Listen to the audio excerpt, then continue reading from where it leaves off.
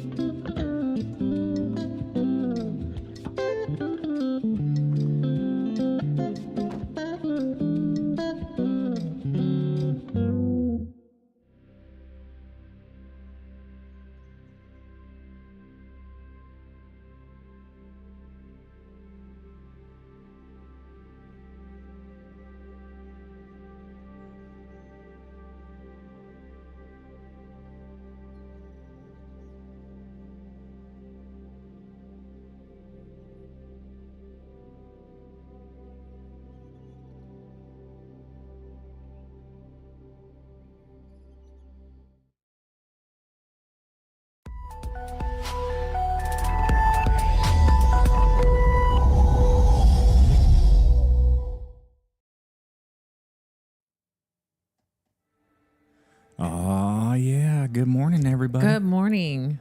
Thank you all for tuning in. This is so awesome.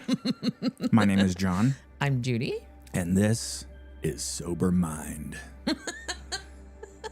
Here we have grown folk conversations about mental health, sobriety, and just life in general. We talk about our brains and our souls and our spirits and all of that good stuff. And our laundry and our grocery shopping. Yep. The skeletons in the closet, the cobwebs, if you will. Okay. Today's discussion is going to be around CPTSD and childhood trauma. What is CPTSD? There's a couple different definitions for CTPSD or CPTSD. We'll let our expert get into it, but it's child stuff. Child trauma, post-traumatic stress. Got it. And or there's a couple different. Babe, don't you really threw a sideball there? You got me good. Did I get you? There you got me. Anyway, it's pretty complex. Good morning, Lee, Odie, Michelle, Mom. Marcus, good morning, bud. Anyway, this is going to be a pretty deep topic for me. Judy has a lot to discuss about this as well, but I think we're going to get into the generalization of it and really discuss where this falls. How this affects our life or affected our life. Yeah, this is one of those things that, as of late, especially when I say as of late, I want to say probably the last year. This is my childhood trauma is something that's really come to the forefront in a good way, I guess, if that's a valid explanation. Well, yeah, you're now able to deal with it. Yeah. So I did not realize all these years, because of the alcohol pickling that I was doing, that the childhood trauma that I experienced was extremely profoundly impactful to my social development that I never really understood. Oh yeah. So, well, it was pretty traumatic. Yeah. The military is, believe it or not, kind of separate around this. It's very traumatic, but it doesn't take this in the spirit for which it's intended. It doesn't have the impact that the childhood trauma did as I was growing up, as far as development, overall development, and social skills. Well, I would assume that it impacted you different because you were at different times of your life as well. Yeah. Different stages of growth and maturation. Yeah. So we're going to get into it. We're going to watch a short video by one of my favorite content creators. Her name is the Crappy Childhood Fairy. She's awesome. Did you subscribe to her or no? I did not. I think yet. you will after this. She does some pretty awesome stuff. But before we get into that, I want to read. I think this will be the primer for this conversation. Are we doing gratitude? Yeah. Shit. Sorry. Yes. Take it away, babe. Thank you for I got too excited. That's okay. Excitement in this is really good. Yeah. I think what my gratitude is going to be, lately I've been going through some stuff, and really looking for kind of inspiration, kind of direction, kind of how I want to think, how I want to, go forward.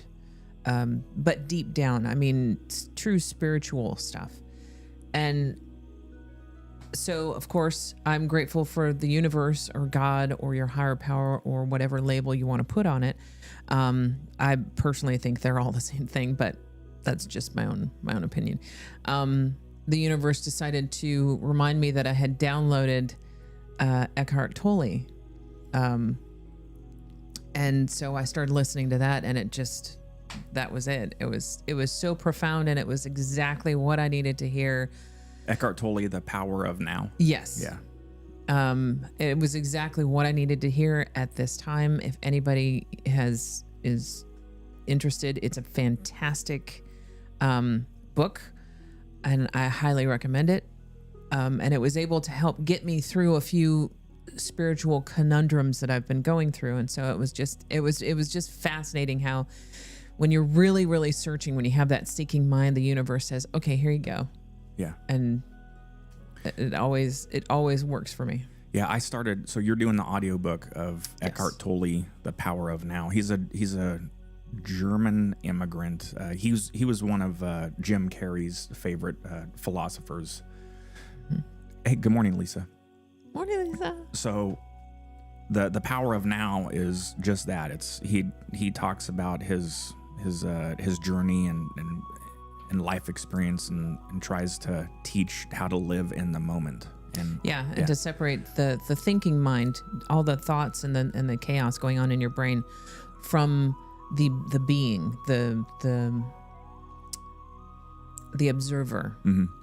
so that you can actually step back and just watch your thoughts, watch your thought pattern, and just to move away from the thinking part of yourself and just be with your own person, with me, just for me to be with me. This is it. This is me. And then to realize that you are connected to everything else around you.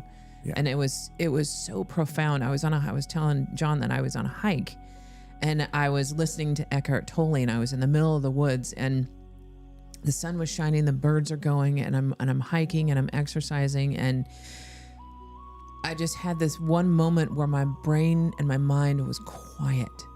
There was nothing going on but what I was listening to, what I was smelling, what I was experiencing. And then I moved out of myself and realized that I was part of a huge, I don't want to say being, because that puts restrictions on it, but this huge collective that was amazing. And for just that moment, I felt completely connected and at peace. And I started to tear up because the amount of joy that I felt at that moment was phenomenal. That's nice. And it was a non-chemical. It was a sober moment that was it was so profound that, it was amazing. Yeah. I am grateful for that. Good. Yeah, that's nice. You and I were talking about that yesterday, and that's something I've struggled with forever. It's part of my childhood trauma stuff that I'm trying to figure out, because I'm always watching the observing. It's always the catch-22. When I start to feel that moment of joy, I immediately dissect, why am I feeling happy? So Eckhart Tolle says that's your thought process coming in the back door. Yeah. And so it's like, okay, well, you're trying to observe your thought pattern, and then your thoughts come right back into the back door and say, okay, and start to take over again. And it's the whole disassociation of yourself with your thought. Yeah. That's I think the difficult problem that you have is that whole trying to disassociate yourself, your being, your presence from your thinking mind. Yeah. That's the hard part. I've been working on it. It's just, all of this is very easier said than done for a lot of people. Yes. Because it takes meditation for me to get to the brain. The quietness. I've got the interference of some lack of development, and ego, I think, gets in the way still. Ego gets in the way big time. Yeah. Well, thank you for sharing that, babe. Okay, my gratitude is, I posted this short the other day. I'm grateful for the severity of my alcoholism. Yeah. What that means is, I'm grateful that I hit it hard and heavy for a long time versus hitting it mediocre and heavy for a long time, if that makes sense.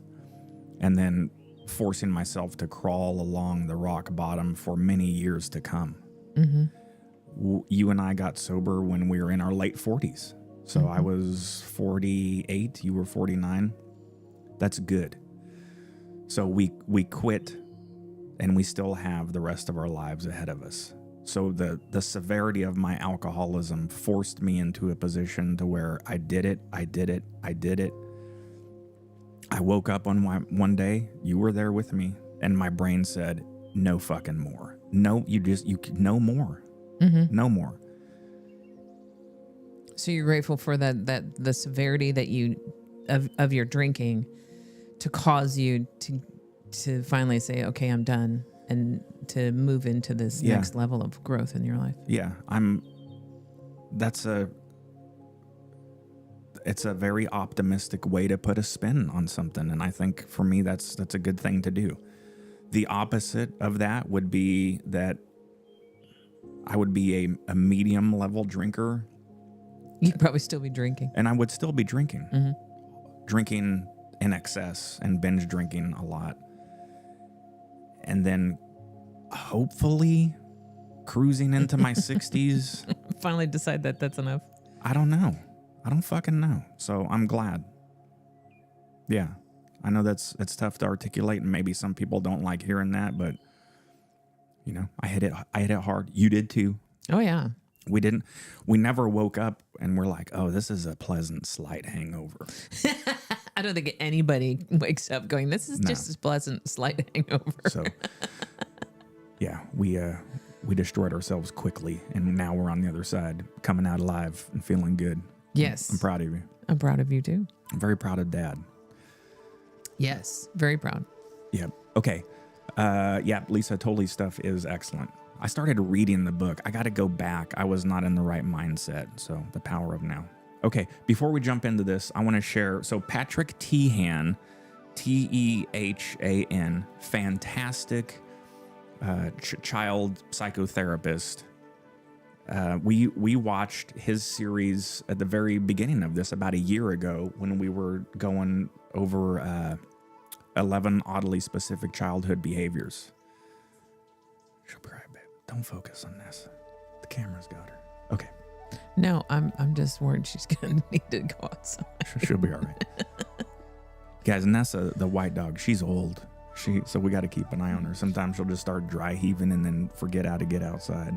Next thing you know, it's a mess. Okay. All right. So we're going to, so Patrick Tehan, child psychotherapist, he posted in his community the other day it was very apropos for what we're getting ready to talk about. Mm-hmm. So he talks about childhood trauma. So I'm gonna read through it. Oh, gotta hide this camera. Well, let me move this. Okay, so I'll read along so everyone can see. So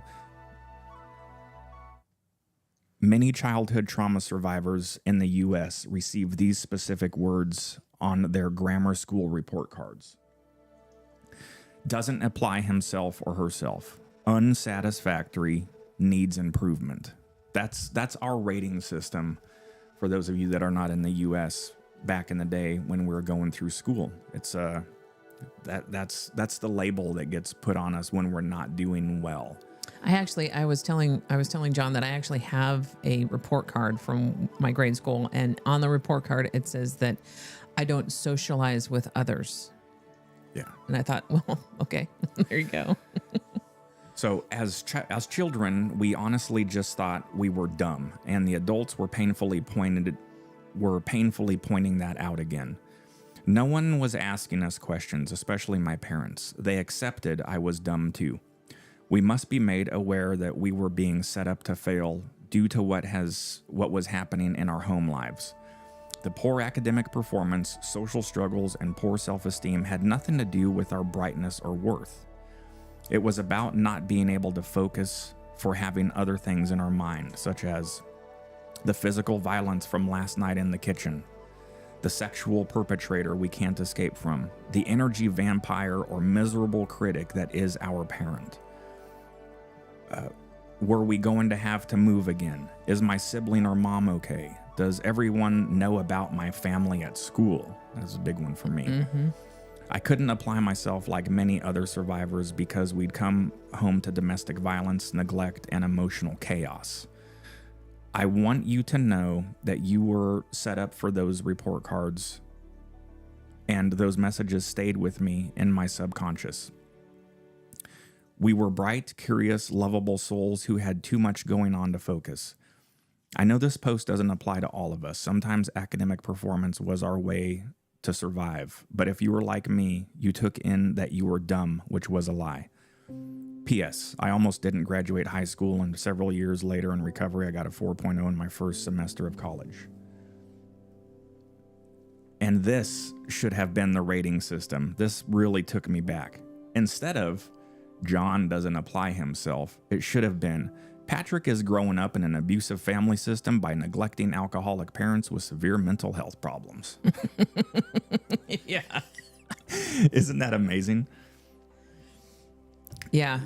I could totally see that. Yeah, that really. But you're right. They didn't ask questions at that time. They just evaluated. That was it. There was no how are things going on in your home life? How are things? I don't know if they're actually trained to do that. Not really. Not when we talk to Laura, our good friend who's a teacher, it's not. Yeah, it's not something that they actually get much training on. No. So, I mean, for me, that would have been why. Yeah, ask the question, John, why are you Why were you on the honor roll last semester and now you're getting straight F's and D's? Well, the answer to that is because my mom started drinking again and doing cocaine, and I woke up at 4 a.m. to watch her having sex on the couch with 2 men and doing lines, and I was 12 years old. So that's why I'm not doing good this semester, brain surgeon. not because I'm a shitty person. Yeah. You know? Yeah. I remember that. It's very imprinting on me that every time my mom was doing well, I was doing well. Shocking. Yeah. But when she was abusive, which was the majority of the time, she was super, super abusive. And it had that direct manifestation onto me, and especially academically, especially during the early prepubescent and pubescent years. It's fucking horrible. Yeah, it's difficult for children going through that. And then I was there with my mom at a parent-teacher conference, and I was not part of the discussion, but the scolding that I got on the way home on the drive was really confusing and hurtful to me. Because she really hurt me emotionally. Oh yeah. And this is somebody that's supposed to be there, that's supposed to support you, right? Supposed to protect you. That's what they're there for in your life, is supposed to be that supportive, protective figure in your life. And when that's not there, right, or it's the opposite. I remember being confused about that because it was, you know, your teacher says that you don't pay attention, that you're a space cadet, she would call me, and that she gives you an inch and you take a mile. I didn't know what that meant. And that you're just not a good student. What is wrong with you? What is wrong with you? And I remember thinking to myself, I think I had to be like 10 or 11 at the time, and I didn't know how to articulate it, but I know that I was thinking, well, I don't have a dad. I have a revolving door of people that you fuck every week that come in and act like my dad for a day or two. And then go away. And I don't know how I'm supposed to develop myself. Yeah. Mentally. I need someone to coach me and help raise me. It's no wonder that Gabor Mate, when he was working at the rehab facility, and he was talking to all of those patients that were coming in, and every single one of them had childhood trauma. Yeah.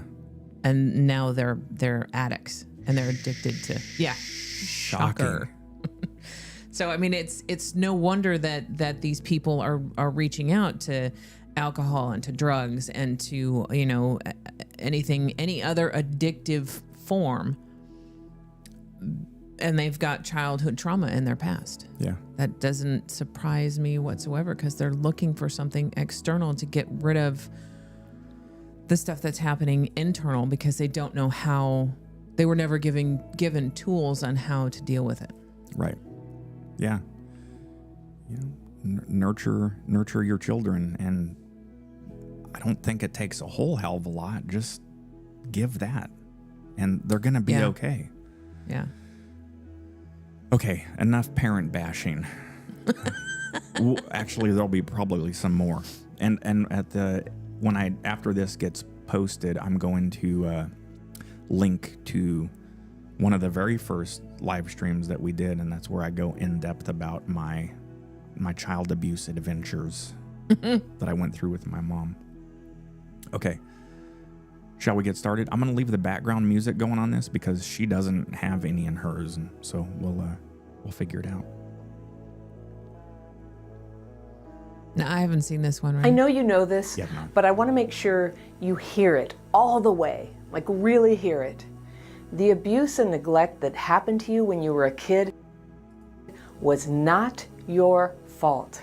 And it's easy to know that, but not to believe it. And I have some information here for you that I think will help you let that truth in.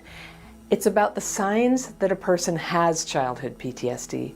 And if you're not sure you have it, I can tell you what it looks like. I think on some level, this might come as a relief for you, because if you've got even some of the 12 signs of complex PTSD that I'm going to talk about in this video, it means you've got symptoms that follow a known pattern and that are a normal response of a normal person to abnormal conditions during childhood. Now, there are symptoms that a lot of people don't realize are connected with early trauma, and you might know some of them, but a lot of the signs I'm going to go over in this video just might surprise you, and they might explain a lot about why you struggle. As I list these, you can write them down if you want, but to keep it simple, I can send you a self-assessment quiz where you can review the signs I'm about to describe to you, and I'll tell you how to get a hold of that at the end of the video. But first, I'll just tell you what they are. All right, number 1, do you struggle with attention, memory, or focus? And yes, these are symptoms that affect a lot of people, but they're also common adult symptoms of complex PTSD. And by the way, complex PTSD is the kind that comes from chronic exposure to intense stress over time. So complex. And this could happen at any age, or child. but most cases begin in childhood. Things like violence in the home, abandonment, growing up with an addicted or mentally ill parent, or a parent who's died or is in prison, or who just left and never came back. You'll hear me talk about childhood PTSD, which is just a common term for complex PTSD that starts in childhood. Now, when these traumas and neglect start happening in childhood, you'll often see these problems with learning and focus and sitting still, not just in kids, but in adults.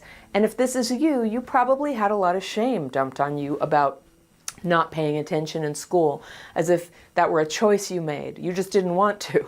And I wouldn't be surprised if you carried that shame into adulthood and got into a lot of shame now about struggling with these very same learning and focus problems.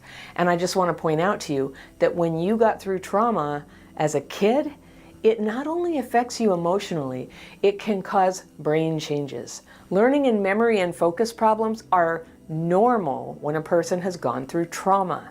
Wow. So I'll explain why in a moment. Okay, number 2, sign of CPTSD.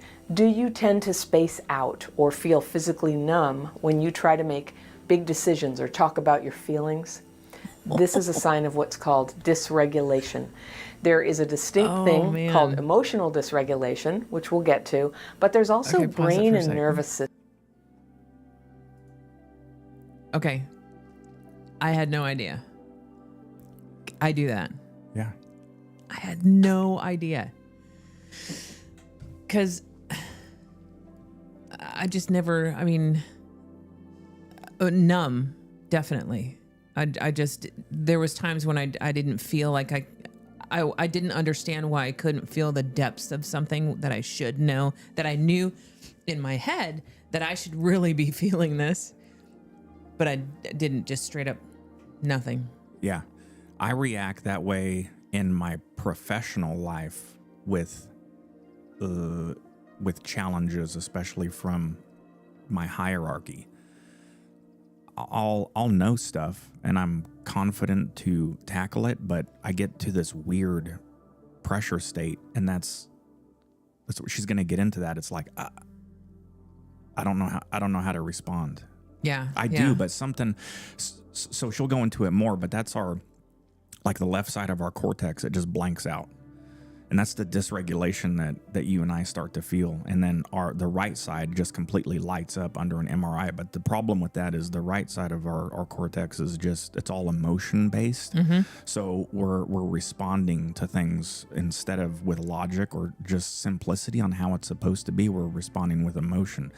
That's why when you and I drank, you and I would get into arguments sometimes about something over that was the silliest stuff. It's nothing. It was nothing, because we're dysregulated and we're now ego and emotion driven about some bullshit that shouldn't really even be there. I always felt so bad about that. I knew what I was doing too. But that's just, I'm blown away. Yeah. I'm blown away. Develop in response to trauma, possibly as an injury to normal functioning, an injury, by the way, that can be healed. And possibly it develops as a protective mechanism to guard a kid's developing brain from the potential harm of serious trauma. A child learns to just, shut down and close off awareness of something too awful to face. And this is a brilliant survival strategy for a kid. It's good that you did it, but it's totally a problem when it lasts into adulthood, as you know. When you're in a crisis or needing to make an important decision, the last thing you need is to lose your power of reasoning. But that's exactly what can happen when we're dysregulated. And researchers can see this in MRIs and brain scans. When you're stressed, brain waves and vital signs go out of their normal synchronous pattern and they get out of sync, they get discordant. It's sort of a brainwave equivalent of a dog walking on a piano. The keys are clanging and no longer does it sound like music. That's kind of what it feels like to be dysregulated, right? Numb, discombobulated, flustered, irritated. Do you have that sometimes when something triggers you? Okay. Along similar lines, here's the third sign. Do you have trouble regulating intense emotions, having outbursts of sadness or anger when it doesn't seem appropriate? This is what it feels like to be emotionally dysregulated. And again, CPTSD isn't the only reason people get emotionally dysregulated, but it's very, very common. Now, with emotional dysregulation, you're going along and something triggers you. Usually it's something along the lines of criticism, rejection, being judged, left out, pressured to hurry, or in some way stressed.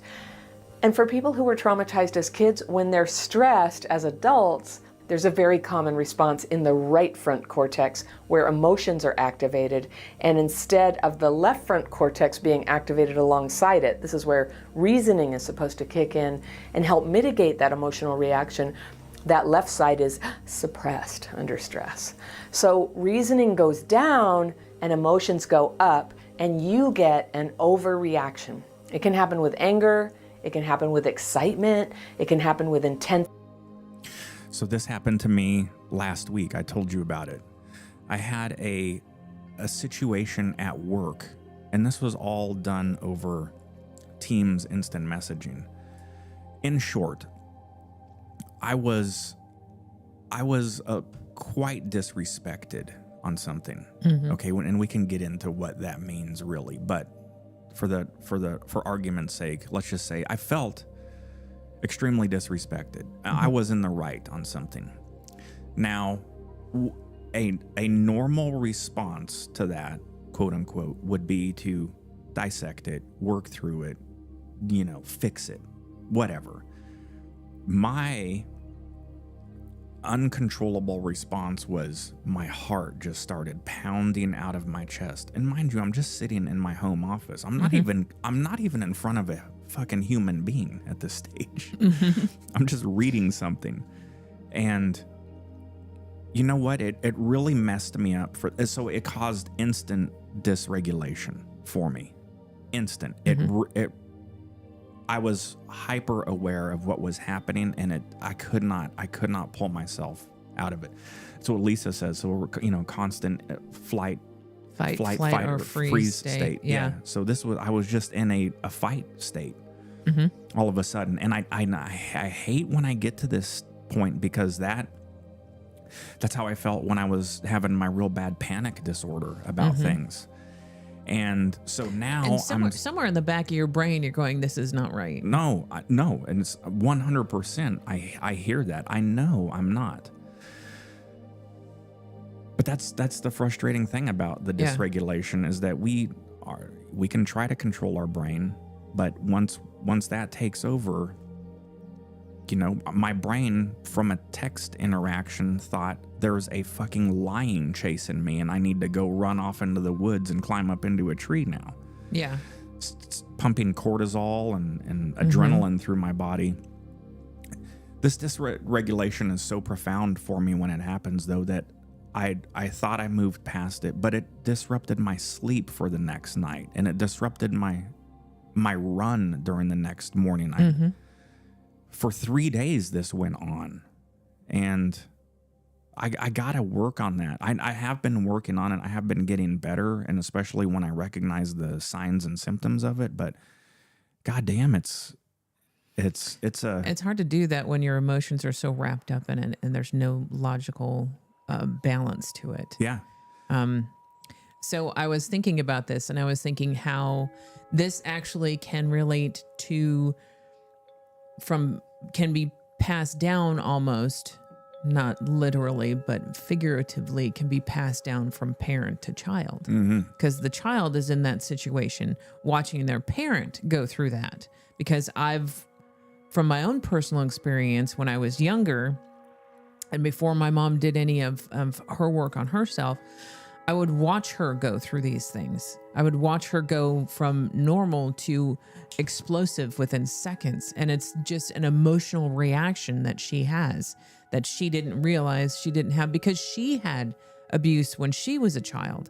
So, I mean, it just keeps generation after generation after generation until one of us stands up and says, okay, this is not right. Let's hold the phone. Yeah.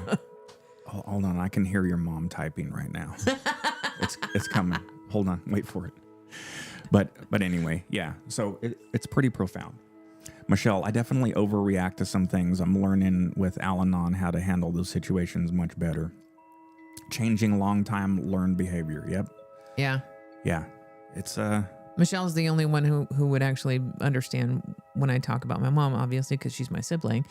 But and we both went through the same thing. And this was when we were kids, and it was before all of us, we were all in our disease. Yeah. I mean, we as kids, I mean, I started smoking pot when I was 10. So I was at 10 years old trying to deal with my emotions with chemicals because that's what I saw. Yeah. Yeah. Your mom has done a tremendous amount of work. I'm very impressed and proud of her as well. And you know, you and your sister and your mom and dad have stuff. You got a pretty big closet of some skeletons flapping around in there. Every once in a while, one of them peeks out. Yeah. Hello. But I'm very grateful that you do have your parents around to where you can at least talk about this stuff. Yes. And that's not a woe is me, oh John. Poor John's parents are dead, boo-hoo. So that came across odd. Yeah. All right. Let's continue on. Its experience is like falling in love. The emotions are going up and unchecked, and it can be hard to bring them back down. That's a childhood PTSD thing. And sometimes after a big upset, it's hard to feel anything. So emotions spike and then they can flatline, and you feel like the world's coming to an end, and then you feel nothing. And of course, for the people who love you, this can feel totally unreasonable and crazy making and lead to arguments. So that leads me to the fourth sign. Do you have more than your share of conflict with family, friends, co-workers, partner?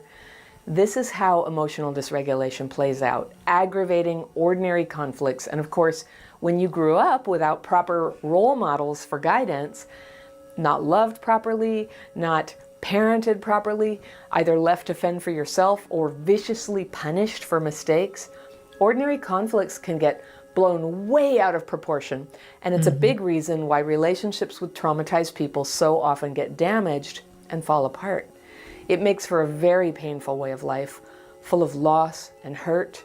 And many of us end up afraid to get involved with people at all. We're so afraid we're going to screw it up. And that leads into the fifth sign that you might have CPTSD, that vulnerability around people. And you can ask yourself, do you find yourself avoiding social engagements because being around people is just too triggering? Yep. They are, aren't they? So maybe you consciously avoid making friends or joining groups or dating, or maybe you do these things but you hold yourself at arm's length. And either way, this is why so many people with CPTSD feel alone and isolated, even when they're with people, even when people are trying to help them or love them. And why a lot of traumatized people give up on socializing and opt to live in isolation as the only way to get peace. Now this happens, but it's not the only way to deal with being triggered. In my courses, I teach people how to strengthen their ability to calm triggers around people and allow their lives to heal and grow. If that's something you feel like you need, I'll I always put the links to those down below in the description section. You can check them out when we're done if you're interested.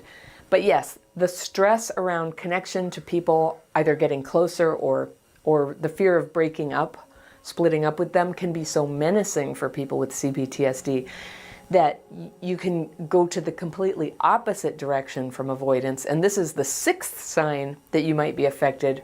And you can ask yourself, does the fear of abandonment or of being alone cause you to stay in negative relationships? Mm-hmm. Oh my gosh. This is such a huge way that so many of us have thrown away years of our lives, staying way past when we wanted to leave, but the thought of leaving was unbearable. The depression and panic that tend to rise up around endings is so harsh, we'll do practically anything to avoid it. And this is complicated by the fact that we so often choose impossible people to be our friends and partners. And this is the... Sorry, I got to pause that for a sec. I completely relate to that because I was in a lot of shitty relationships when I was a teenager and beyond high school. And I stayed in those relationships, even though I knew that the person I was with was a jerk and they were cheating with somebody else or whatever they were doing. I stayed in there because I was so afraid of being alone. I was so afraid of not being accepted. That sucked. Yeah. Sorry, I'm not laughing at you. You're laughing at me. I know you were. I can see it. No, I'm just kidding. No, can I tell a story about how you and I got together? Oh God, yeah. Go for it. That was the first time I recognized that, but I wasn't sure how to even articulate that problem. Judy broke up with her boyfriend before her and I got together. What do you mean, quote unquote? I did. Well, yeah, but still hung out quite aggressively. Well, it was with a large group of people, but yes. Yeah, don't even justify it. But that was... Sorry, I take that back. It was...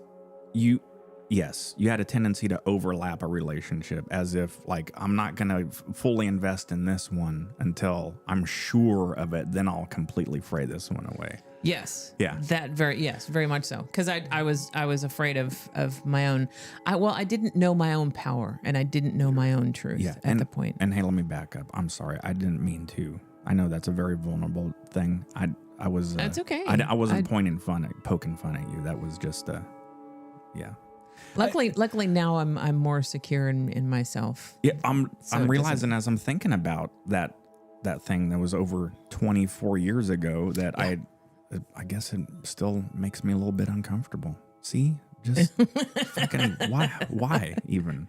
No, you make a good point though, because I overlapped a lot of relationships because I wasn't secure in myself. I didn't know my own truth and I didn't know my own power. And so I would rely on others to give me that power and that fake happiness, because it wasn't true joy. Yeah. So yeah, that's very much a good description of what I was like. Yeah. Complex. I love you very much. I love you too. Okay. Let's move on. The 7th sign. Do you find yourself attracted to unavailable or destructive or abusive people? This is not happening because you're a bad person, but because your ability to discern who is an appropriate and trustworthy person is diminished by dysregulation. Getting close to people causes stress. Stress causes dysregulation, and dysregulation causes that poor judgment that then goes on to attach you to people who don't care about you or who can't love you.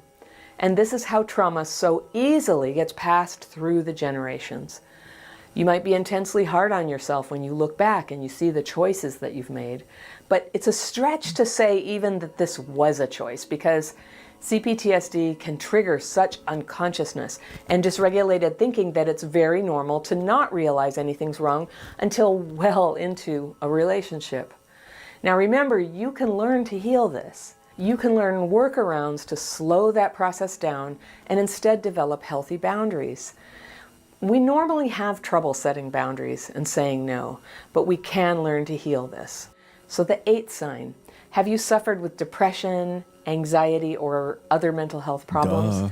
This is well known to be associated with trauma, and it's connected to the 9th sign. Do you smoke cigarettes or use food or alcohol or drugs in an addictive way? Oh, yeah. Because in the short term, these are regulating, and they help soothe that intense emotional dysregulation for a short time, even though they lead eventually to more dysregulation.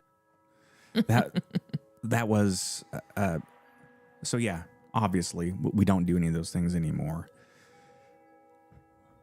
I understand my relationship or lack thereof with food, so that's healthy for us both. We do that. We do know that, especially when we do our 72-hour fast. I think that's a good practice. Well, but when we first got sober, Oh yeah, I immediately started looking for something else. Oh, yeah. Because I hadn't dealt with the shit yet. So I immediately, food was like, yeah, and we haven't been on nicotine in a long time. But I tell you what, nicotine is still. If you were to say, John, you're more than welcome to have nicotine, I'd run to the store like faster than I get my shoes on. I would that one really always.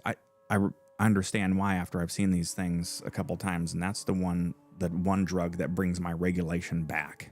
Mm-hmm. We've all seen smokers. That's the thing. It's whatever. It's a ritual. It's after a meal. It's stress. It's excitement. There's always a cigarette, and I know Michelle has seen this. Guy has seen it. We've seen it. This is unfortunately, and look, I have a lot to learn about myself and a lot of healing and sobriety stuff to do still. Mm-hmm. But a lot of the dry drunks that you see going through this stuff, they are power chugging caffeine and cigarettes all day long. That's the thing. It's like there's always coffee at an AA meeting. Yeah, caffeine and nicotine. Yep. It's a really potent nootropic, and it puts the regulation there, I guess. But I do, like at the last meeting you and I went to, I just wanted to. I was getting anxious at the amount of movement constantly around the fucking coffee machine. I just wanted to go, hey, drink some water and sit down for a minute, for Christ's sake, relax. I know, easier said than done, but yeah. But at least at this point, you know, I can understand being in a meeting and being around those people. I can understand their need for kind of like a step down from the alcohol with the caffeine and the cigarettes while they're learning tools at the meeting to deal with those things. And eventually they can back off of that stuff too. But sure. I can see why they would need that step down while they're learning, you know, filling up their toolbox. Yeah, absolutely. Yeah, Michelle says, I can relate to all of these. I was diagnosed with CPTSD about 10 years ago by a psychologist. I'm so grateful for Al-Anon. Lisa says, addiction, boundaries, and unavailable people? Never. Yeah. A nice Regulation, one. sometimes after just a few minutes. The 10th sign is, are you overweight or do you struggle with overeating? Early trauma can alter your metabolism and the hormones that govern appetite and craving, which could explain a lot about why so many of us have trouble around certain foods or with stopping eating even when we've had enough. So along similar lines, the 11th sign that you might have CPTSD is, do you have unexplained health problems that seem to have no clear cause? I teach you more about this in my course, Healing Childhood PTSD, but early trauma is closely correlated with a higher incidence of everything from migraines and immune problems to diabetes, heart disease, cancer. If your physical health is affected today because of your trauma reactions, that's just one more reason to take your healing seriously and to take smart, self-loving action. Now, the signs I've listed so far are all about hard things, and some of them may have helped you feel motivated to start learning about CPTSD and how you can start healing your symptoms. The biggest reason I see among my students for wanting to heal, and this was also what motivated me to heal so many years ago, was this, the 12th sign. And that's, do you feel that you are unexplainably separate from other people and groups? Yes. And that's just it. We feel separate, disconnected. We feel alone. And I just want to give you hope and let you know that There's a reason you feel this way. It's normal for people who were abused and neglected as kids, and it's not your fault. And while CPTSD is not technically curable, you can learn to heal the symptoms. Now, I promised you, you wouldn't have to take notes on all this because it's all written down in a self-assessment quiz that I've linked right down in the description section on the free. Okay, so that's the crappy childhood fairy on YouTube. She's got amazing stuff. I know she's got courses and stuff out there. I'm not saying go check that out, but check out her channel. I don't know about any of the courses or anything like that, but yeah, one of my favorites. What do you think about her, babe? That was amazing. Yeah, that was very enlightening. I didn't realize that a lot of my feelings and attitudes and character was wrapped up in so much within the stuff that I experienced when I was a kid. Yeah. And I didn't know how to explain a lot of the stuff that I felt or didn't feel, because I didn't know why I was experiencing them, especially the numbness that I would feel, where I would just shut stuff down. My sister calls me a closed corporation. That's just because I just was either numb or I just shut everything off. Yeah. And I had no idea why I did that. I didn't, in my brain, like I said, in my brain, I knew that I should be feeling something, but I wasn't. Yeah. And so this was really, really enlightening. I got a lot out of this one because yeah, I'm tongue tied. I can't even express it now. But yeah, this was very enlightening for me. Good. It also helped me to realize that I'm on the right path. Yes. Yeah. The path is arduous. It is a long one. You and I continue to do a lot of work, and I'm trying to be very kind to myself as we've been going through this, because another part of my childhood development issues is I want everything now. Mm-hmm. And you're very self-recriminating. Yeah. Oh, for sure. So when I want to be happy, I want to be happy. Mm-hmm. And this is all of this whole journey that we've been on. Look, let's be very honest. I post a lot of YouTube shorts around this, and sometimes people don't want to hear it, but when you get sober, don't expect to wake up the next day full of fucking rainbows and unicorn farts. That's not how it's gonna be. No, your life is not all of a sudden gonna be fantastic. No, and man, I'm in such a better place now, obviously, than I was when I quit, but I was very frustrated 2 months into it when my soul and spirit just cracked wide open and my brain was confused as to what was happening. Mm-hmm. So it was sobriety into a mental health adventure.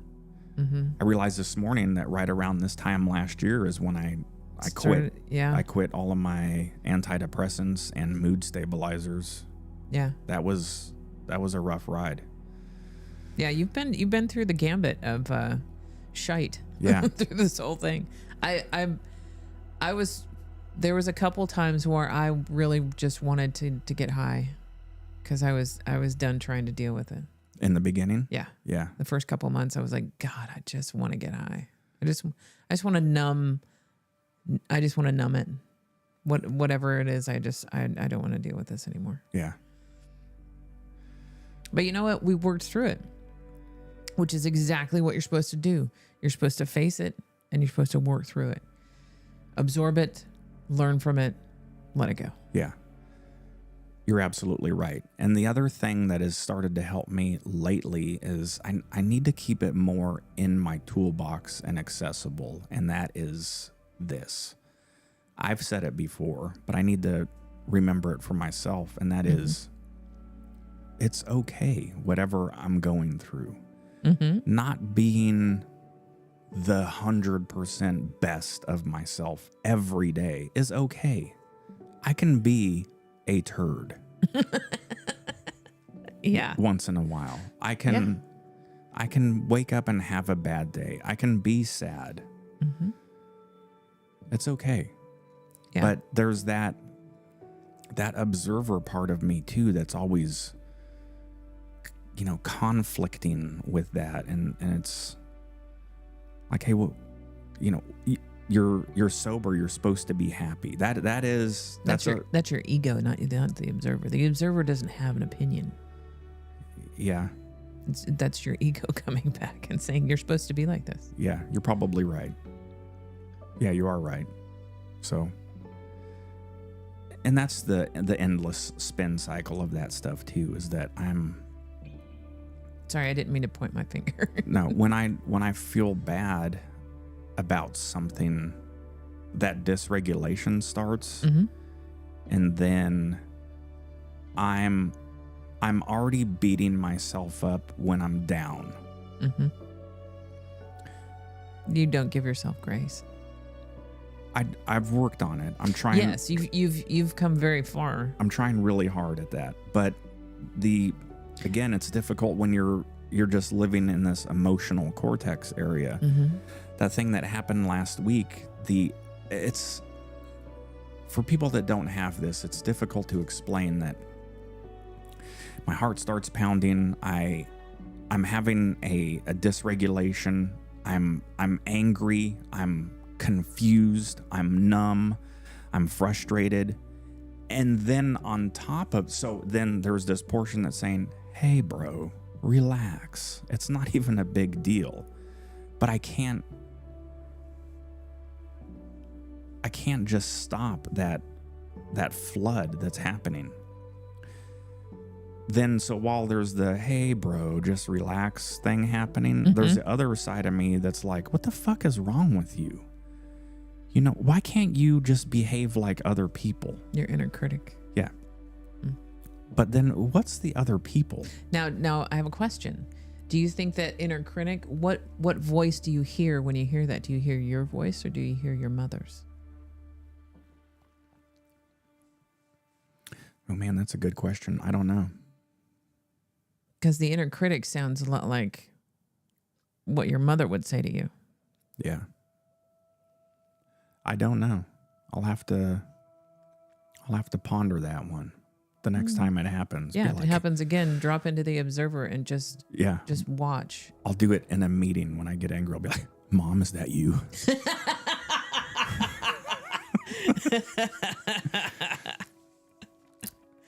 No, I can't. I'll have to think about that. The reactions that I have for stuff, it's very powerful. I have good reactions too. Yeah. Yeah. Yeah. Okay. So I'm starting to figure out the reason why I like Gabor Mate, and I guess I got to figure out this lady's name since I watch all of her stuff. I feel bad. I just call her the Crappy Childhood Fairy because that's the name of her channel. But Gabor Mate, Patrick Teehan, and her, they've all been through trauma. Mm-hmm. So I think I'm starting. I just realized that I resonate towards people that I can tell that are genuine about their experiences because they've been through it. Yeah, they walk the walk. Yeah, and I think that's probably you and I with in real life with other people too. Yeah, I don't know that there's too many people out there who haven't had some form of childhood trauma, whether it be very minor or whether it be major. I still think that there's a lot of people out there who have had some form or other of a little bit of childhood trauma. Yeah. Yeah, I have a lot to think about from this. The other thing that I was thinking about in relationship to this somehow the other day was you and I really now only have one set of friends, and it's our old friends that we went through this sort of tumultuous time with. Mm-hmm. Brian and Kim. The other thing that's been bugging me is maybe Michelle and Mom don't even know this, but we do have other friends. We have Fry Mueller and Laura, but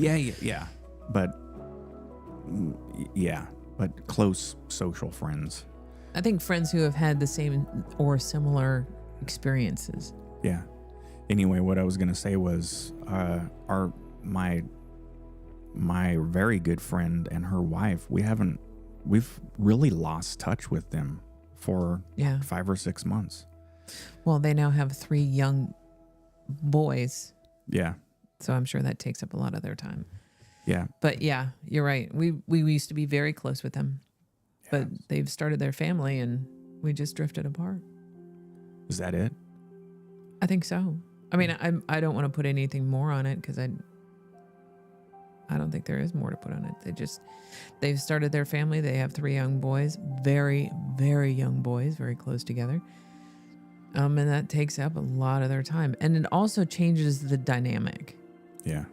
We have no children. We have fur babies.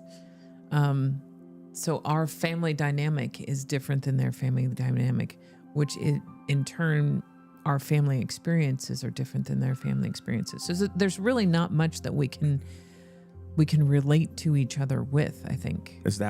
Why haven't we made more of a point to reach out? I think we have. Yeah, I don't know. I mean, we can definitely, make more of an effort to reach out. After a while, it just when things start to fall through and you don't get the response of, yeah, I'd like to have coffee with you or something, or they just are too busy for that. Yeah. Yep. Okay. Enough of that. All right, we're at time. Mom says, "Oh boy, hit me square in the mouth." Which one, Mom? Which step? Lisa says step 11 correlates with Bessel van der Kolk's book, "The Body Keeps the Score." Yes. Mm-hmm. Yeah, the body keeps the score. Absolutely. Yeah. I think we do. I think we do a lot of separation between emotion and mental and physical, and don't realize that they're all connected. Oh yeah. Yeah. But a lot of us get these diseases and get these, diabetes or, cancer or whatever. And they don't realize that, emotional wise and mental wise these are some of the physical manifestations of what is going on in those 2 areas of your being. Yep. And they disassociate between those. It's been a great discussion. Thank you. Yeah, this has been a great video. This has been eating to feel better. Oh yeah. Yeah. Yep. This has been a fantastic clip reaction because this brought up a lot of interesting topics and a lot of avenues to investigate to help my own personal self growth. Yeah. And to really figure out why these things are happening. Yeah. Oh, Lee, thank you so much. She says, this has been such a good discussion and has come to me at just the right time when I am now just getting the light bulb on. Going to my first ACA meeting this morning. Thank you. Oh, congratulations, nice. Lee. Yeah. And Lee, thank you so much for your continued support of the channel. And Odie and Michelle and Lisa and Mom. Everybody else who tunes in. Thank you so much for your support. We skyrocketed past the 3,000 subscriber mark last weekend. I think we're at like 3,100 now. And man, we get so many comments, so many. And we have a little group of people that are constantly now posting how many days or weeks of sobriety they're on, which is fantastic. Which I think is fantastic. Oh, that's so awesome. That just tickles me. Yeah. So it's people that are sharing their journey and have found a little community to be a part of, which I think has always helped. That's why we started this channel, was just if we could tell one person, hey, you're not alone. Just sit back and listen to us talk about how fucked up we were. and now we're still are. No way. Look, and now we're the pinnacles of society and mental health. Right. No, but okay. Lisa, love you too. Yeah, Mark, a lot of good stuff. So, and right as we wrap it up, I do want to just mention a reminder to people. We're on the YouTube comments. I've got a lot of comments lately of there something around this effect. The one this morning was, my grandpa was an alcoholic for all of his life, but he couldn't quit because he would have withdrawals and die. So my grandmother would have to get him beer every day to keep him alive. You guys, And so there's a lot of other people that have said, I can't just quit. I will have seizures. Go to a doctor. Yeah. Ask for help. This has been my thing. Ask for help. There's no shame in it. Go to your doctor and say, hey, I'm an alcoholic. I need to quit drinking. They will be more than happy to help you out. They can prescribe benzodiazepines, Valium. They can help you detox. You're not. That's what detox is. That's what detox is to help you detoxify. We know, your body. depending on the severity of your state of alcoholism, if you quit abruptly, alcohol is one of the only ones that it can kill you. So be careful. But if you're, hey, Judy and I were talking, if you're a moderate drinker and you have some drinks now and then, don't use that fucking excuse either. Like, if I stop drinking, I'll die. Oh. Yeah. I was telling you earlier, my brother-in-law was a heavy drinker. Yeah. Heavy. He should have got some medical detox. Yeah, he stopped without any detox. Yep. And was... We are not medical professionals. No, we do not suggest this. Yeah. But anyway, But yeah, reach out. I'm trying to have some empathy, but I know I'm getting frustrated and probably sounding grandiose, but don't make excuses about stuff to not quit.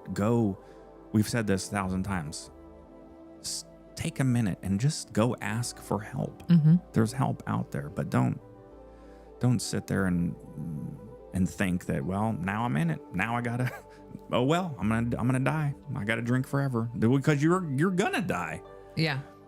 So anyway, enough said about that. All we're trying to say is, there's help. There's help out there. Yeah. Ask for help. There's help out there. Yep. All right. We got a fantastic day planned again. It's movie day number 2 with Dad. So we've started a tradition a few months ago. Every Friday is movie day with Dad. We have takeout of some kind of delicious food. We've been doing a lot of Gus's Fried Chicken. Shout out to Gus's Fried Chicken in Lee Summit if they want to sponsor the show. Anyway, it's delicious. So today we're going to watch. So yesterday we watched Once Upon a Time in Hollywood. Fantastic Quentin Tarantino movie.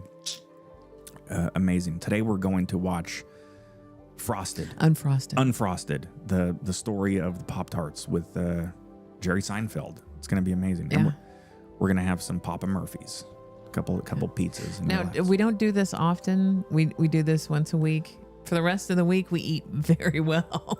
Babe, we don't have to explain to anybody. If people want to think that explain. No way. I fucking power eat fried chicken and pizza all week, and I look this good. All right, everyone. Yeah, no, we don't eat fried chicken and pizza all week. No. I want your review on Pop-Tart movie next week. All okay, right, got it. Lee, we'll start out the show. I'll make a note. We'll let you know. Yes. Oh, another really feel-good movie that caught me off guard. You and Dad still have to watch it. Is Flamin' Hot. Oh yeah. God, it's so good. It's a true story of the guy in California. I don't want to say too much because there's a lot of spoilers, but he invented the Flamin' Hot Flamin' Hot Cheeto. Yeah, and then there's a whole cultural thing to it. It's an awesome film. It's a really, really feel good. All right. Odd Falcon, welcome to the show. Never seen you here before. Welcome. Hard quitting cigs. Hell yes, my friend. Yeah. We were talking about that at the beginning of the show. Nicotine is... I haven't smoked... all right. I went down the Nicorette gum path for a while. And but I tell you what, nicotine is... I'm half tempted to say that's my drug of choice. Yeah, it's pretty powerful. Well, yeah, especially when you said it helps to regulate you. Yeah. And I think that's all people really want, is to be regular, to regulate themselves in their brain and their life. Yeah. All right. Okay, Odd Falcon. Nice to see you. Welcome to the show. All right, everyone, have a fantastic weekend, and we'll talk to you next week. We'll do a review of Unfrosted. Bye.